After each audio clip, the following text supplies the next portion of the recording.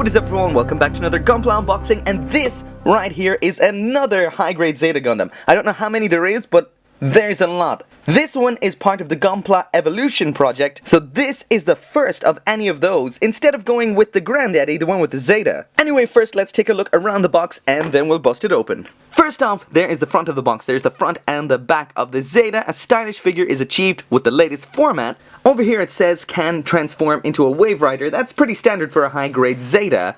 Proportional accuracy was pursued by adopting a parts replacing system, so it's a parts former. That means you're going to have to take it apart in order to make it into the Wave Rider mode. Down here it says the kit comes with landing gear for the Wave Rider mode. Hyper Mega Launcher is attaching. So a bit of English there, but not so much. So it seems like you're able to attach those landing gears to the Hyper Mega Launcher, but I'm not quite sure if you can do that without it. But anyway, we'll find out. There's a whole lot going on here inside this big red box that says actions. Gimmicks: the shoulder and chest joints have a wide range of motion, and from those pictures that is looking savage so far. Grenade launcher is reproduced, that means the detail looks good. Short and long shields can be interchanged, we'll see what that is when we take it out. A Hyper Mega Launcher is included in the kit. That's pretty cool because that thing looks big. And last up there is probably what stands out to me the most, this evolution point action, and it says greatest range of motion in high grade history. That is saying a lot considering the Atlas Gundam that just came out, as well as anything with a Gundam frame from Iron Blooded Orphans.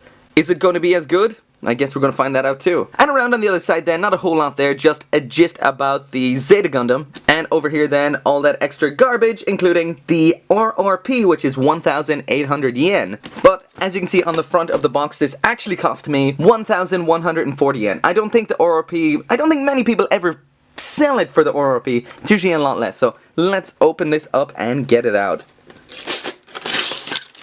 Off with that tape. And let's start from the bottom because that's where the manual is. We'll start with the manual. So there's the front of the manual, so your typical high-grade Universal Century style manual. It's all folded out on the first page there. We have the Zeta Gundam, Wave Rider mode, as well as some other details. I will take pictures of all of the translations on there so you can read them at your own leisure. And as for the rest of that, there's a couple of color pages showing the parts formation. And here we have a grand total of 10 runners, including the beam sabers and the polycaps. So far this is looking pretty good. Kind of like your standard high grade really. I'm not sure what they've done different on here besides the design, but again that's something that we will see. On the back here we've got some more gists talking about the Hyper Mega Launcher, the Grenade Launcher, as well as that same thing that was on the box, I think. No, it's a little bit different actually. But anyway, I'll put up photos of all of that so you can read that as well. First up in here then is this little piece of paper with a QR code for taking a survey where you can win some Gunpla. And then of course is the...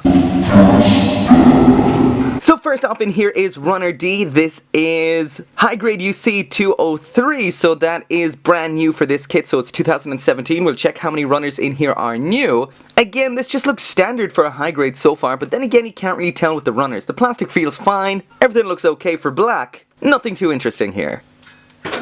Also in here then is the polycaps, again nothing too interesting. The beam sabers, these are from 2013, so these aren't new. And as for the polycaps, they don't say, it just says PC-002, if you know what that means. Put that down in the comments, is it new or old? And that means...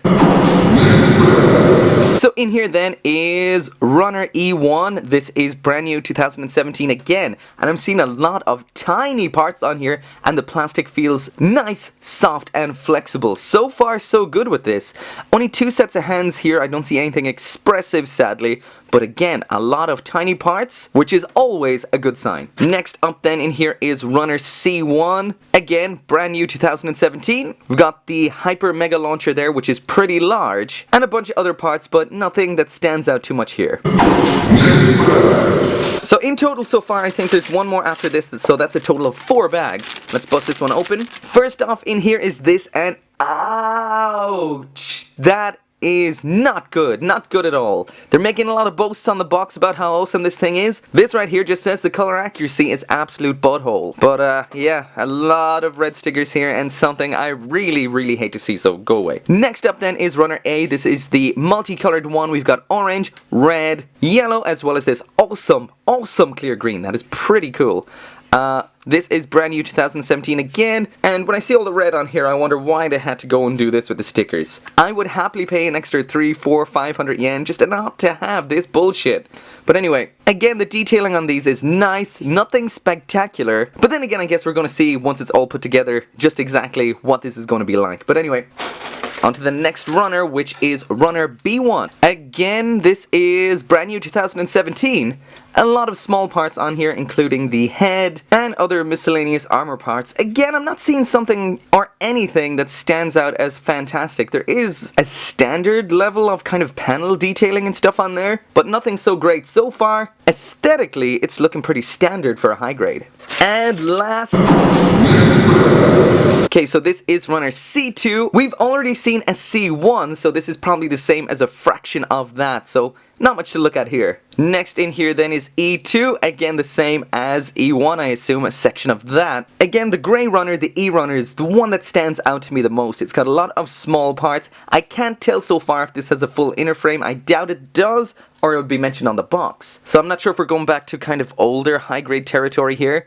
And that's a territory I'm not a big fan of. So far, I'm already starting to mourn the loss of the Iron-Blooded Orphans kits. I'm not sure how long I'll be able to keep up these high grades if they're just back to the way they used to be. But anyway, here is B2, this is Zeta Gundam, and 2017 again, so same as B1.